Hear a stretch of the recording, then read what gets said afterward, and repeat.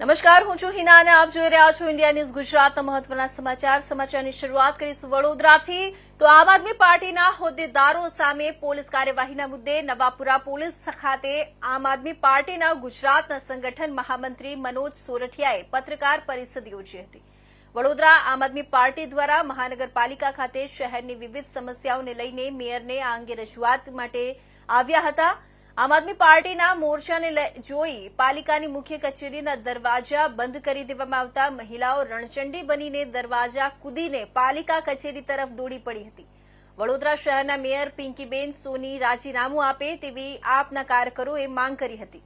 આમ આદમીનો આક્ષેપ મેયર પનોતી છે, તેમને પોતાના સ્થાને રહેવાનો કોઈ અધિકાર નથી તેમ કહી મેયરની નેમ પ્લેટ પર સહી ફેંકી તોડફોડ કરવામાં આવી હતી, જેને લઈને આમ આદમી પાર્ટીના 30 થી વધુ કાર્યકરો અને પ્રમુખની અટકાયત કરવામાં આવી હતી, જેને લઈને ગુજરાતના સંગઠન મહામંત્રી મનોજ સોરઠિયા આજે નવાપુરા પોલીસ આવી પહોંચ્યા હતા અને તેઓએ મેયર અને તંત્ર સામે ફરિયાદ કરવામાં આવશે। વડોદરા મહાનગરપાલિકામાં છેલ્લા 30 વર્ષથી ભાજપનું શાસન છે। આમ છતાં એક જ વરસાદની અંદર આપણે વારંવાર વડોદરાને ડૂબતું જોયું છે। એક જ વરસાદમાં વડોદરાના તમામ રસ્તાઓ બિસ્માર હાલતમાં થઈ જાય છે, લોકોને જાનમાલની નુકસાની થાય છે। હમણાં થોડા દિવસ પહેલાં એક રિક્ષા ચાલકનું ખાડામાં પડી જવાથી મૃત્યુ થયું।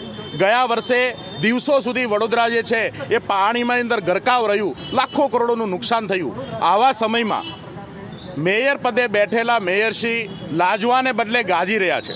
આમ આદમી પાર્ટીના કાર્યકર્તાઓએ સાથે કેટલાક એવા બહેનો કે જેમના ઘરમાં સાપ નીકળે છે એમની ફરિયાદ લઈને મેયર પાસે ગયેલા।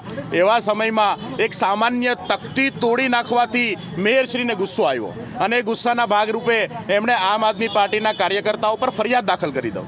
હું મેયરશ્રીને કહેવા માંગુ છું કે વડોદરાના કરોડો રૂપિયાનું જે નુકસાન થયું છે એના પર ફરિયાદ કોણ દાખલ કરશે? હમણાં જે લોકો મૃત્યુ પામ્યા છે એ બાબતે માનવ વધનો ગુનો નોંધવો જોઈએ, એની પાછળ જવાબદાર લોકો જેલમાં હોવા જોઈએ, એ ફરિયાદ કોણ નોંધશે? તમે તમારો ગુસ્સો આમ આદમી પાર્ટીના કાર્યકર્તાઓ પર કાઢો છો।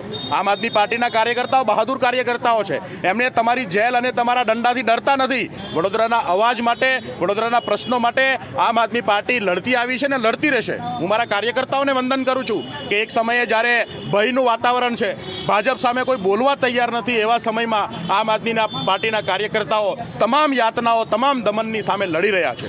આજે વડોદરાની અંદર એવી પરિસ્થિતિનું નિર્માણ થયું છે કે વિશ્વામિત્રી સફાઈ અભિયાનની અંદર એકના એક કામ માટે સિંચાઈ વિભાગ અને વડોદરા કોર્પોરેશનને પૈસા ચૂકવા છે।